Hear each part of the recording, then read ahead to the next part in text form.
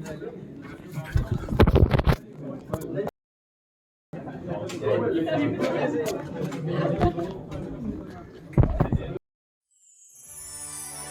ーパーグリッタリングマジカルスクロールショップ。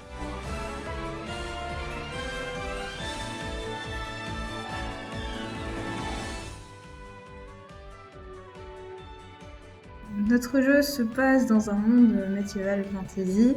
Notre principal gameplay, c'est qu'on incarne 2 magiciens. On a une boutique à faire tourner, on doit créer des parchemins magiques pour répondre aux besoins de nos clients qui vont arriver petit à petit. Pour créer ces parchemins, ils vont devoir tout d'abord recharger leur magie grâce à une boule de cristal qu'ils vont devoir tourner par eux-mêmes. Comme ça va faire apparaître un parchemin magique qui va venir vers eux. Et à ce moment-là, pour définir le type de magie qu'ils vont devoir mettre sur le parchemin, ils vont devoir prendre une pause Magical Girl. Yes! À la base, on voulait faire un jeu qui se basait sur la magie, parce qu'en y réfléchissant, il n'y avait pas beaucoup de jeux qui avaient comme mécanique principale la magie, ou en tout cas, comme nous, on s'y intéressait. Avec généralement la magie dans les jeux vidéo, c'est j'appuie sur le bouton et ça fait la boule de feu. C'est un jeu de réflexion, stratégie et humour surtout. On s'est basé sur les références qu'on avait principales, des poses à la JoJo, des poses de Magical Girl, des poses de Super Sentai.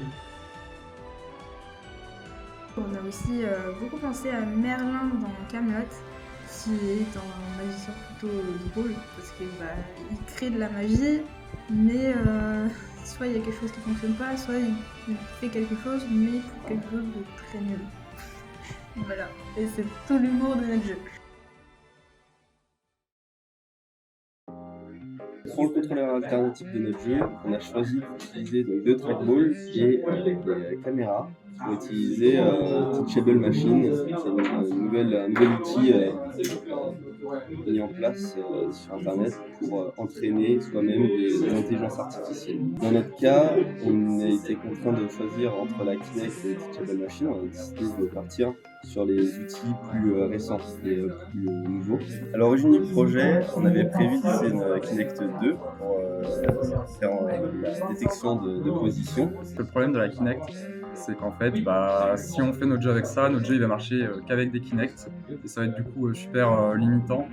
Il va y avoir une contrainte déjà de matériel assez grande, alors que si on prend des caméras, on peut prendre n'importe quelle caméra.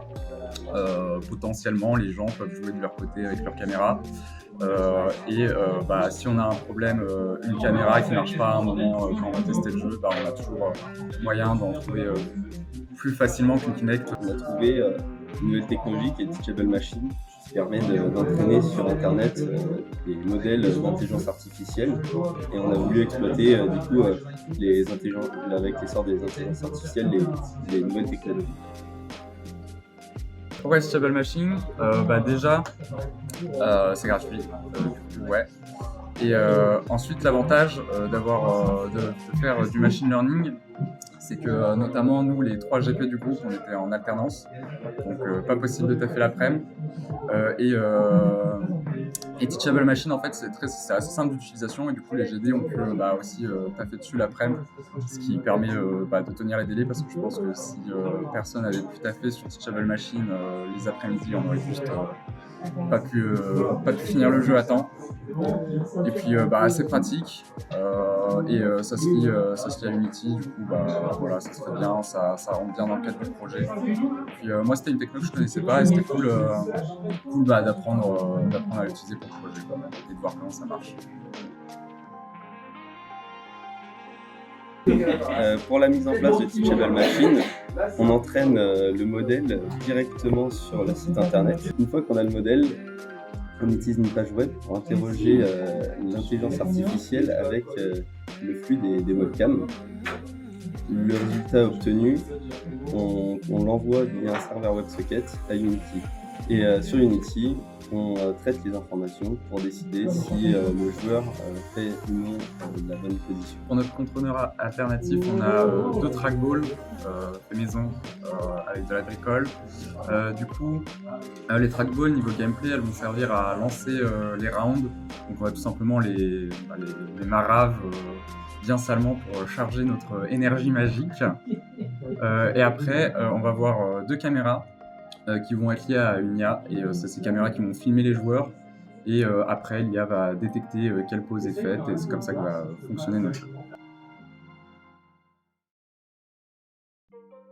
Pour le style graphique, on voulait utiliser aussi un style un peu peinture à l'huile.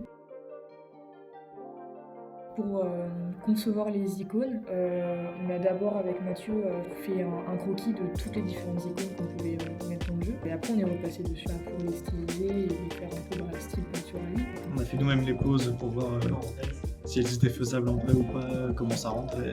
Pas non plus faire des poses trop exagérées en dessin qui marcheraient dans nos références par exemple dans des animés de Magical Girl, mais pas trop en vrai. Pour les PNJ, ce qu'on a fait, c'est qu'en fait on a dû séparer les différents éléments, donc le visage, la tête, les expressions et le corps, pour avoir vraiment une diversité au niveau des PNJ qu'on pouvait voir dans la boutique.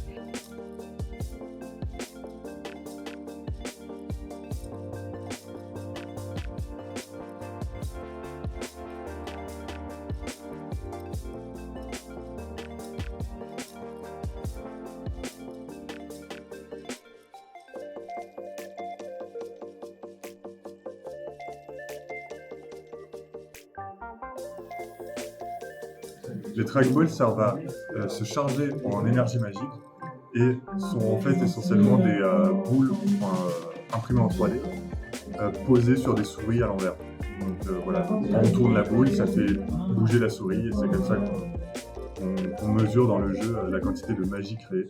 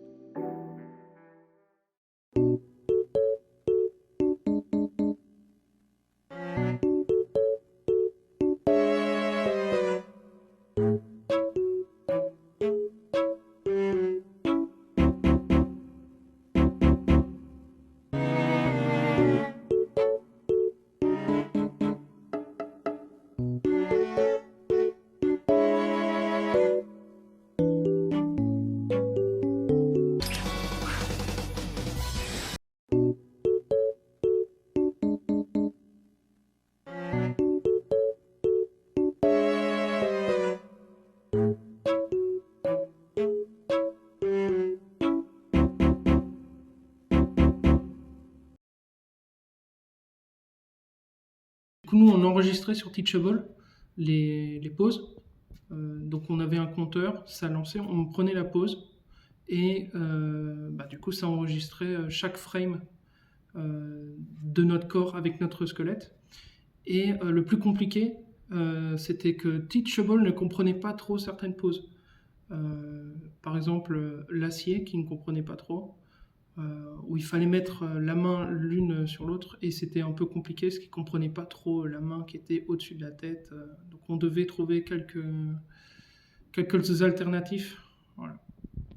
Je remercie quand même les gens qui ne venaient pas de notre groupe, mais qui ont pris quand même de leur temps pour entraîner un peu plus l'IA avec nous et tester aussi les poses qu'on avait choisies.